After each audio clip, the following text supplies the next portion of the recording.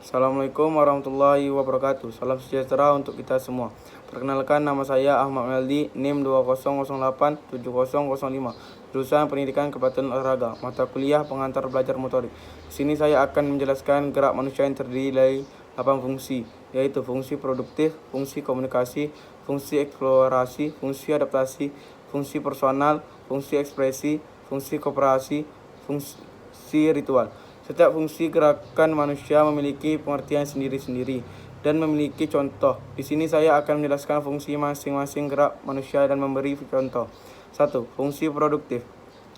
Fungsi produktif merupakan bahwa melalui gerak manusia dapat membuat sesuatu hal. Melalui geraknya, manusia juga dapat menyusun materi ataupun benda-benda yang ada pada lingkungannya tersebut.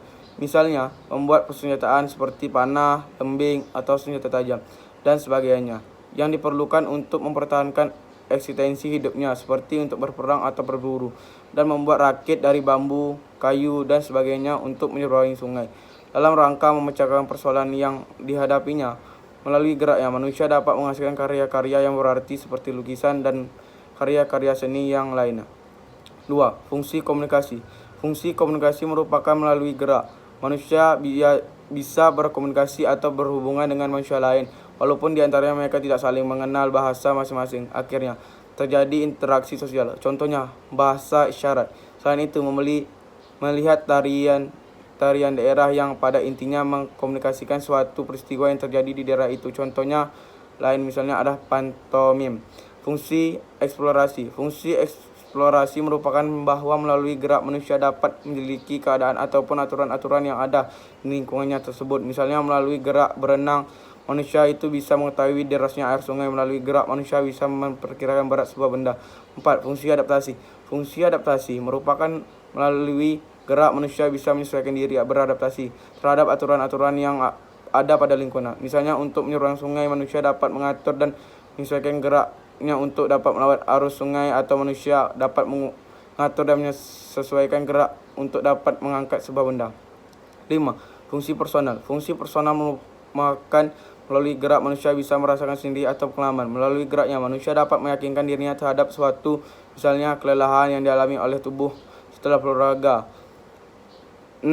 Fungsi ekspresi. Fungsi ekspresi merupakan melalui gerak manusia bisa mengekspresikan atau mengungkapkan perasaannya tersebut. Misalnya, gerak banting raket tenis sebagai ungkapan rasa kesal dalam bermain. Fungsi ekspresi ini dapat mengungkapkan banyak hal seperti rasa gembira, sedih, berduka, kesal, marah, setuju atau tidak setuju terhadap suatu hal dengan sebagainya. Contohnya, misalnya dalam keluarga kita mengamati kondisi-kondisi psikis anggota keluarga seperti orang tua dan anak-anak.